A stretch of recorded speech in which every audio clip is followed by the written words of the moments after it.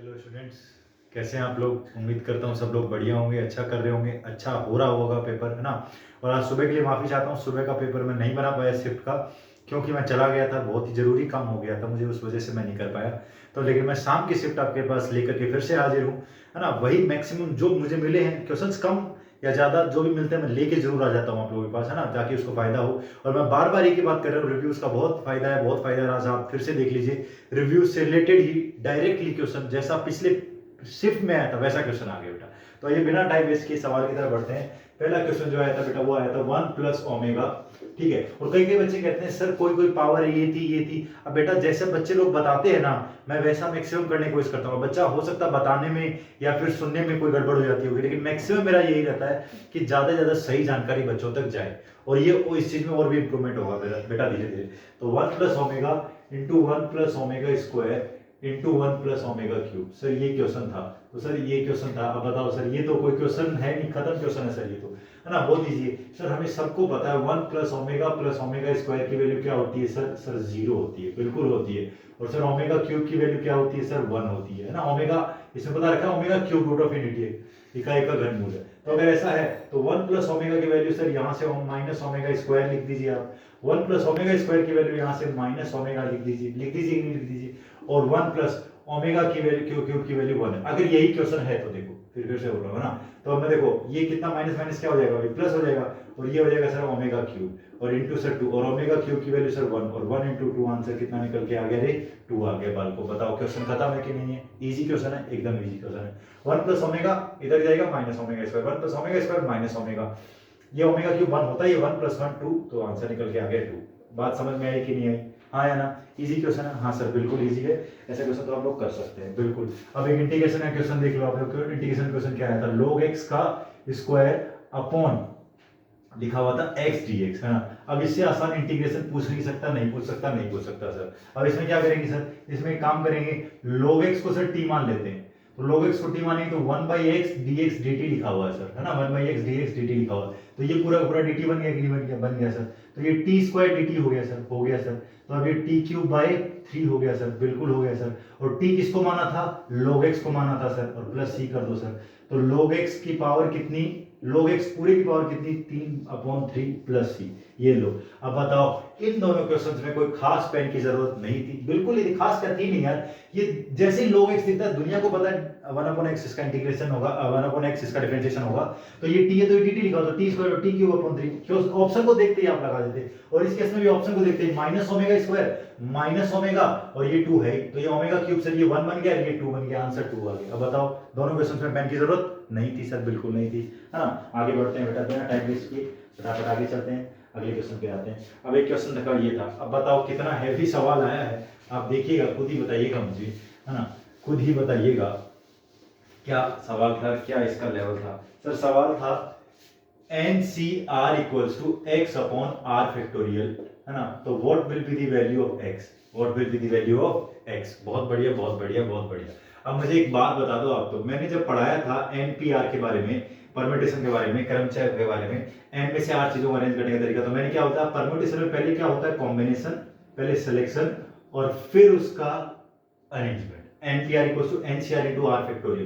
क्या ये मैंने फॉर्मेट बताया था, NPR और NCR में मैंने पढ़ाते टाइम भी बहुत बताया था कि एयरफोर्स में पहले भी पूछा जा चुका है, आगे भी पूछा जा सकता है। बहुत इंपॉर्टेंट बात है, बहुत इंपॉर्टेंट बात है कि NPR = NCR × r⁴ होता है। ये NPR और NCR का रिलेशन होता है। और आपसे क्या पूछ लिया, NCR = तो ये क्या हो जाएगा भाई, NPR/r⁴ हो गया। और गुरुजी यही तो पूछा है, ये चीज ये रही, ये चीज ये रही, तो इसका मतलब x की वैल्यू क्या निकल के आ गई सर x की वैल्यू NPR निकल के आ गई, क्वेश्चन खत्म हो गया। लेकिन इतना क्यों लिखा सर, हम तो जानते ही उधर जाएगा, तो जानते तो हो, बट फिर भी थोड़ा महसूस करा दूं कि ये बातें मैंने आपको बताई थी कि रिलेशन कितना इंपॉर्टेंट है। कई बार इसमें ऐसा सवाल आया था, पहले मैंने बताया था इस तरीके से, चलो वो फिर कभी बता देंगे, है ना, किस किस तरीके से इसमें सवाल पूछा हुआ है। बहुत बढ़िया बहुत बढ़िया, आसान था। अब देख लो आपको ये तीसरा क्वेश्चन भी बहुत ईजी था सर, है ना, बहुत ईजी था। अगले क्वेश्चन पे चलते हैं। अगला क्वेश्चन था बेटा, एक क्वेश्चन था a - b। ये क्वेश्चन बता रहा था, एक बच्चा ने बताया कि सर ये आया था a - b। बहुत इजी है सर। सर आपने पढ़ाते टाइम एक बात बताई है, पहले तो ये बताओ सर, ये a होता है, ये b होता है, सर ये a इंटरसेक्शन b होता है। अब आपने बताया था a - b का मतलब होता है सर ओनली a, सिर्फ और सिर्फ a। तो सिर्फ और सिर्फ ए का मतलब हुआ, सिर्फ और सिर्फ ए का मतलब हुआ सर ये वाला भाग, सिर्फ ए माइनस बी का मतलब होता है ओनली, सर आपने पढ़ाते टाइम बताया था ए इंटरसेक्शन है ना बी कॉम्प्लीमेंट है ना, सिर्फ और सिर्फ ये वाला भाग होता है ओनली, तो इसका मतलब ये वाला भाग, और ए वाला भाग सर ये टोटल ए वाला भाग होता है, ये ए में से सिर्फ ए निकालेंगे तो क्या बचेगा ये बच्चों, ए इंटरसेक्शन भी नहीं बचेगा क्या, अरे इंटरसेक्शन भी बचेगा कि नहीं बचेगा, बिल्कुल बचेगा सर, तो इसका आंसर क्या निकल के आ जाएगा सर, इसका आंसर ए इंटरसेक्शन बी निकल के आ जाएगा, इसका आंसर ए इंटरसेक्शन बी निकल के आ जाएगा। क्वेश्चन खत्म हो गया, इजी था। फिर से देख लीजिए मैंने क्या बोला भाई, ये ए है और ये बी है ना, a माइनस बी क्या होता है, a माइनस बी होता है ओनली ए, अगर b माइनस ए लिखा होता तो b माइनस ए होता ओनली b हो जाता सर, b माइनस ए क्या हो जाता ओनली b हो जाता, लेकिन आपसे a माइनस बी के बारे में बात करें तो ओनली, तो ये ओनली मतलब ये वाला हिस्सा है, टोटल में से ये वाला हिस्सा घटाओगे तो यही तो बचेगा, ये वाला तो बचेगा, इसे क्या कहते हैं इंटरसेक्शन बी कहते हैं। ये भी इजी था सर, बिल्कुल इजी था, आराम से बन सकता है, बिल्कुल बन सकता है सर, क्यों नहीं बन सकता है।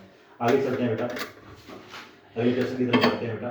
हाँ, अब ये बताइए आप, मैं क्यों बार बार आपसे कह रहा हूँ कि शिफ्ट के क्वेश्चन इंपॉर्टेंट है कि नहीं है, बार बार एक बात कह रहा हूँ आपसे कि क्वेश्चन वैसे वैसे आ रहे हैं, ठीक है। ये क्वेश्चन 2 शिफ्ट या 3 शिफ्ट पहले आया था, -π/2 से π/2 sin स्क्वायर एक्स dx आया था कि नहीं आया था, और शिफ्ट तो छोड़ो, ये पेपर में कॉपी में भी लिखवाया हुआ सवाल है, सीधा सीधा है ना, शिफ्ट में तो आया है। जब मैंने बताया था sin square x cos square x -π/2 से π/2 हो जाता है, तो ये चीज का आंसर आपका π/2 आता है, और ये 0 से π/2 होता तो इसका आंसर π/4 आता है, मैंने कॉपी में लिखवाया है। बाकी देख लो भाई, जब -a से a होता है fx, इसके बारे में मैंने थोड़े दिन पहले बताया था dx, तो अगर ये फंक्शन ओड है तो इसका आंसर 0 है, अगर fx क्या है ओड है तो आंसर 0 है, और अगर ये 0 से a है fx -a से a है fx dx, इसकी वैल्यू ट्वाइस ऑफ 0 से a हो जाती है fx dx, कब, जब ये फंक्शन कैसा होता है इवन होता है, बिल्कुल सर, अभी थोड़े दिन पहले रिव्यू में भी करवाया है। हाँ, तो ये sin स्क्वायर एक्स तो सर इवन फंक्शन है, तो इसकी वैल्यू क्या हो जानी चाहिए सर 0 से π/2 2 इंटू साइन स्क्वायर एक्स, और अब क्या लगा देंगे सर प्रॉपर्टी 4 लगा देंगे, तो प्रॉपर्टी 4 लगाओगे तो sin π/2 minus theta cos theta, तो 0 से π/2 ये सर cos स्क्वायर एक्स बन जाएगा, और सर cos स्क्वायर dx, अब इसको जोड़ देंगे तो 2i बराबर 2 कॉमन ले लेंगे, 0 से π/2 sin square x plus cos square x 1 होता है, तो dx डायरेक्टली लिख रहा हूं, dx है ना, और फिर 2i इक्वल्स टू सर 2 काट देते हैं सर, तो i इक्वल्स टू आ गया सर x dx का इंटीग्रेशन x 0 से π/2, तो आंसर क्या निकल के आ गया π/2 आ गया सर, बिल्कुल पा/2 आ गया। लेकिन ये सब जरूरत नहीं थी सर, हमें पता है इसकी वैल्यू क्या होती है सर π/2 होती है, कोई झंझट पालने की जरूरत नहीं थी। बहुत बढ़िया, बहुत बढ़िया। चलो आगे चलते हैं, मिटा देता हूँ ये, है ना। इस तरीके के क्वेश्चन आए थे भाई, इस तरीके के क्वेश्चंस आए थे। अब आप देख लीजिए क्या लेवल बन रहा है क्वेश्चंस का, बिल्कुल नहीं है सर, क्या लेवल, कोई लेवल नहीं है ना। अब अगला क्वेश्चन पे आते हैं, एक क्वेश्चन अगला देखते हैं क्या आया हुआ है, ठीक है। हाँ, एक ही है भाई। अब फिर से dy/dx इक्वल्स टू e की पावर x प्लस y, फिर से आया था find the solution of the equation, find the solution of the differential equation, इस अवकलनीय समीकरण का सॉल्यूशन बताइए, क्या हल होगा इसका। मैंने आपको जब डिफरेंशियल इक्वेशन पढ़ाया था तब बताई थी 3 बातें इंपॉर्टेंट होती हैं इसमें डिफरेंशियल इक्वेशन में।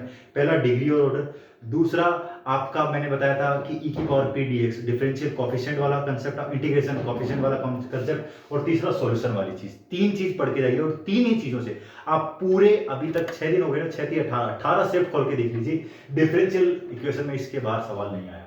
और इसमें क्या करते हैं सर, इसमें आपने बताया सर अलग अलग कर लेते हैं, है ना, x को x के साथ, dy को dy के साथ, y के साथ, और x को x के साथ, तो सर इसको इधर लाएंगे तो ये dy अपॉन e की पावर y हो जाएगा सर, और ये हो जाएगा सर dx इंटू e की पावर x, और सर इसको ऊपर ले जाएंगे तो e की पावर -y dy हो गया, और ये dx इंटू e की पावर x हो गया सर। अब सर दोनों साइड इंटीग्रेट कर देते हैं, e की पावर -y का सर हो जाएगा माइनस बाहर आ जाएगा, और e की पावर -y, और ये हो जाएगा सर e की पावर x, और ये रहेगा, और प्लस क्या आ जाएगा c, इसको इधर ले जाएंगे तो e की पावर x प्लस e की power -y plus c equals to 0। क्या इक्वेशन खत्म हो गया बेटा, क्या इक्वेशन खत्म हो गया, बिल्कुल खत्म हो गया सर। कुछ नहीं था इस क्वेश्चन में, खाली y और x को क्या करना था, अलग अलग करना था, y और x को अलग अलग करना था, और फिर अलग अलग इंटीग्रेट कर देते। आसान है बेटा, हाँ सर बिल्कुल आसान है, कर सकते हैं, ऐसा क्वेश्चन हो जाएगा, ठीक है।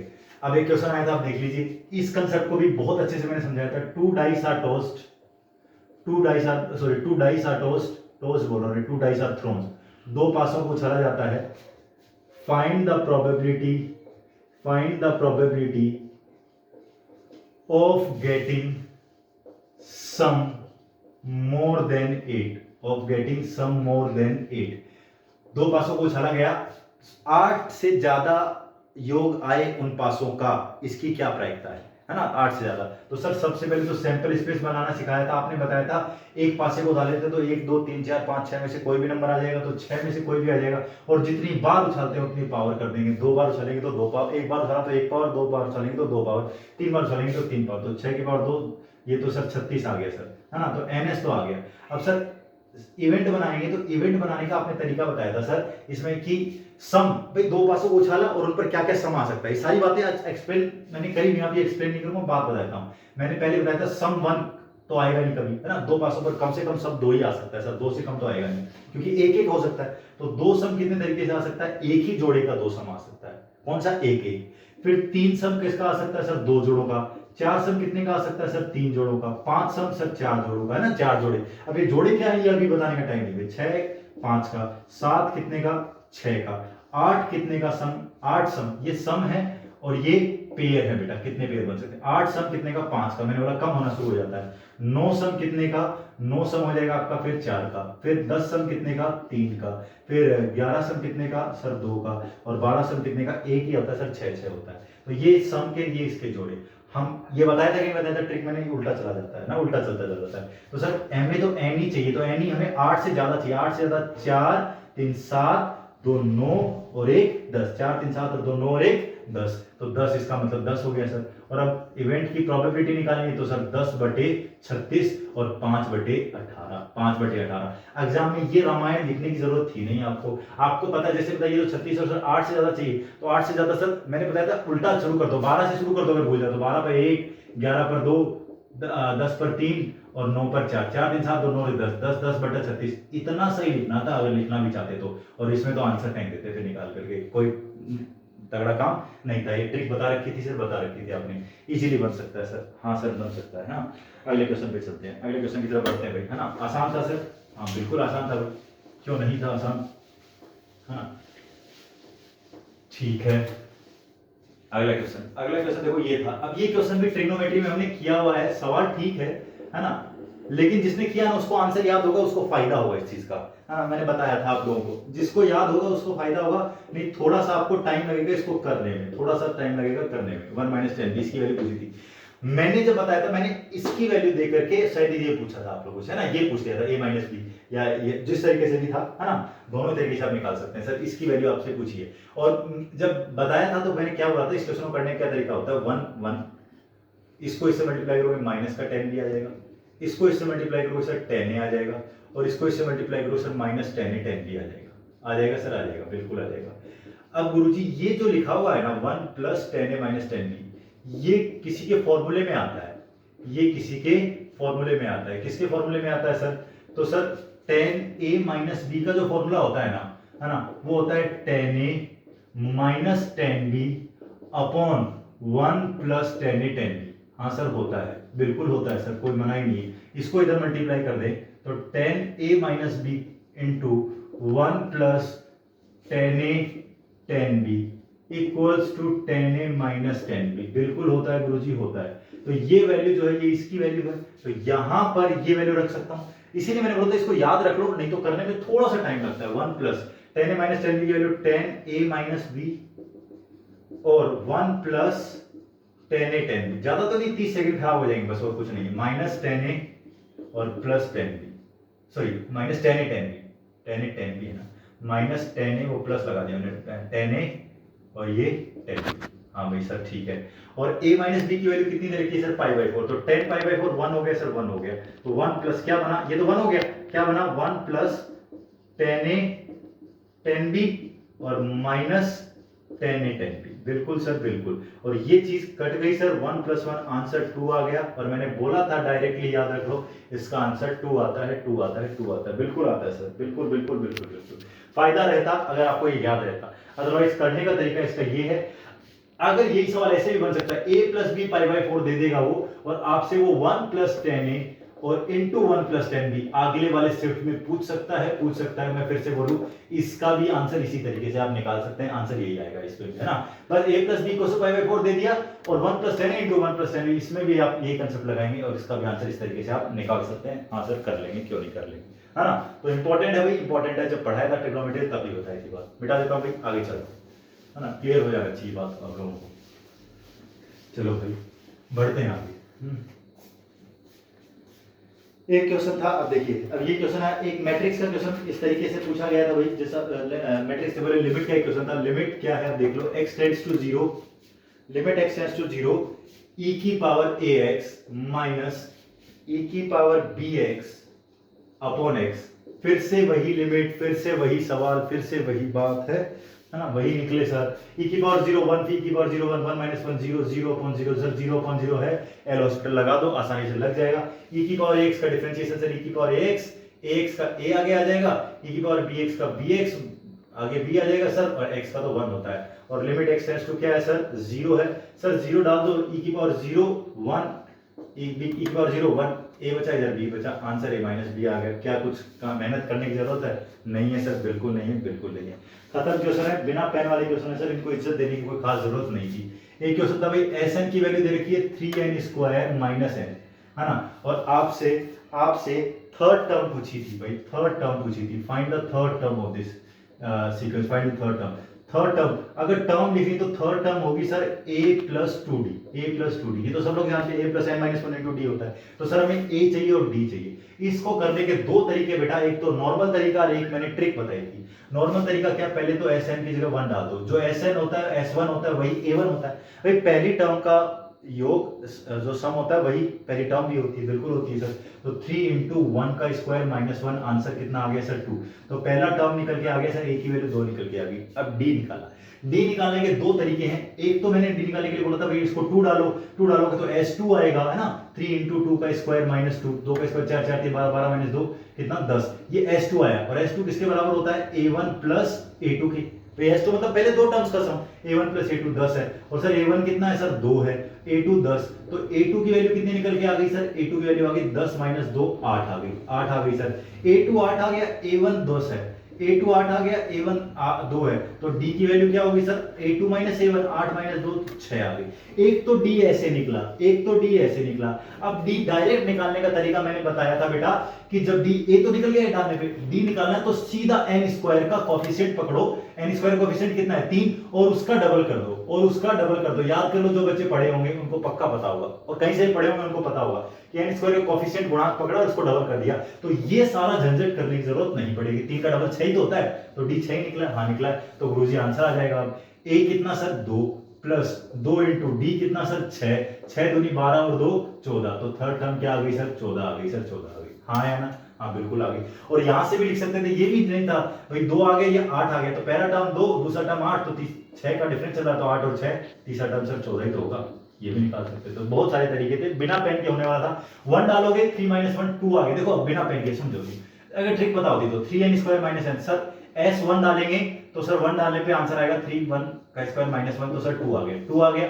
सर आपने बताया था n स्क्वायर कोएफिशिएंट 3, तो 3 का डबल 6, तो 6 सर क्या हो गया सर 6 कॉमन डिफरेंस हो गया, तो 6 दूनी 12 और 2 14, बिल्कुल आंसर निकालोगे। पूरा तरीका ये है। उम्मीद करता हूं दोनों बातें समझ में आ गई होंगी। आगे अगर आएगा तो सवाल कर सकते हो, बिल्कुल कर सकते हो, हाँ ठीक है। आगे चलते हैं। अब अगला एक क्वेश्चन था बेटा, ठीक है, इस तरीके से हो जाएगा भाई, है ना। फिर एक क्वेश्चन आया था आपका इस तरीके से कि साइन इनवर्स, अब ये भी आसान था, इसका प्रिंसिपल आर्गुमेंट में आंसर बताना था, sine inverse minus root 3/2। Principal argument sine inverse का कहां से होता है, माइनस पाई/2 से pi. Sir sine inverse minus x में से, साइन इनवर्स ही था क्या, साइन इनवर्स माइनस रूट 3/2, हाँ यही था। तो इसमें से माइनस क्या आ जाता है सर, बाहर आ जाता है, तो साइन इनवर्स कितना हो जाएगा रूट 3/2। अरे पता है ना, sign inverse minus x minus बाहर आ जाता है, कोस वगैरह में पाई/2 बन के आता है। अब साइन इनवर्स रूट 3/2 कितना होता है, पाई/6, और सर यही तो इसकी प्रिंसिपल आर्गुमेंट है, यही तो इसका प्रिंसिपल आर्गुमेंट है। आंसर आ गया पाई/6 लिख दिया, क्या है पाई/3, अगर रूट 3/2 है तो पाई/3, हाँ है ना, क्लियर है, बिल्कुल सही है, पाई/3 आसान है, आराम से कर सकते हो। अब बताओ, आप बताओ क्या इनमें पेन की जरूरत है, नहीं है सर, नहीं है। फिर एक मैट्रिक्स आई थी, एक बच्चे ने बताया भाई एक मैट्रिक्स आई है सर 2x3 की, और बी एक मैट्रिक्स थी 3x7 की। अब नंबर हो सकता है कुछ अलग हो, लेकिन इस तरीके से बताया था। तो सर ए बी जो मैट्रिक्स है वो कितने ऑर्डर की बनेगी। अरे गुरुजी मल्टीप्लिकेशन में यही तो बताया था कि दो मैट्रिक्स 2x3 3x7। पहले तो ये देखो क्या इसका मल्टीप्लिकेशन पॉसिबल है, कोई भी दो मैट्रिक्स का मल्टीप्लिकेशन कब पॉसिबल होता है, जब पहले का कॉलम और दूसरे की रो बराबर हो। सर बराबर है, ये 3 है तो ये 3 है, तो मल्टीप्लिकेशन तो पॉसिबल है। और जो मल्टीप्लिकेशन पॉसिबल वो किस ऑर्डर का बनेगा, पहले की रो और दूसरे का कॉलम। तो सर ये जो मल्टीप्लिकेशन बनेगा 2 क्रॉस 7। मैं फिर से बोल रहा हूँ, नंबर हो सकता है कुछ अलग हो, लेकिन कंसेप्ट यही था। इस तरीके से, क्योंकि बच्चे ने बोला था सर मल्टीप्लिकेशन पे सवाल आया था, मल्टीप्लिकेशन पे, तो इस तरीके का आंसर आ जाएगा बेटा। बहुत बढ़िया, बहुत बढ़िया, बहुत बढ़िया, है ना। ये क्वेश्चन था भाई, इजी था, इजी था सर, बिल्कुल इजी था, है ना, कर सकते हैं सर, यही था भाई। और अगर मैं देखूं मेरे पास कोई क्वेश्चन और बचा हो तो ठीक है भाई, यही क्वेश्चंस भाई मेरे पास हैं। आज क्वेश्चंस मेरे पास, मेरे को 12-13 ही मिल पाए, है ना, लेकिन जितने मिले मैं देखो बच्चों को बता दूं, कुछ ना कुछ फायदा। क्योंकि क्या होता है ना, कई बार किसी शिफ्ट में बच्चे के पास क्वेश्चंस कम होते हैं, जिसको हमें जो हमें जानता है वो शिफ्ट वाला बच्चा उसमें कम होता है, तो उसका होता है। लेकिन आप देख लो, छठा दिन है बेटा, मैं कोई भी शिफ्ट मिस करने की कोशिश करता हूं, कम से कम अगर 10 सवाल से ज्यादा जब भी मिले, और मैंने कोशिश करी है 15 से ज्यादा सवाल हर शिफ्ट में देने की। कोई शिफ्ट ऐसे रही होगी जिसमें 12-13 सवाल दिए, 15 ज्यादा, और ज्यादातर सटीक से सटीक सवाल देने की कोशिश करिए बेटा। तो इस चैनल पे बने रहिए, जैसे पेपर हो जाएगा उसके बाद भी मैं आपके लिए बहुत अच्छे अच्छे कंसेप्ट इस पे लाता रहूंगा। और बहुत जल्दी, मैं कह रहा हूँ भगवान की दया से आपका साथ रहा तो जैसे ही अपने 1000 सब्सक्राइबर क्रॉस करेंगे, अपन लाइव आएंगे और बहुत कुछ बताने वाले हैं बेटा। हैव ए गुड डे, जय हिंद बेटा। और कल जिनका पेपर है उनको ऑल द बेस्ट।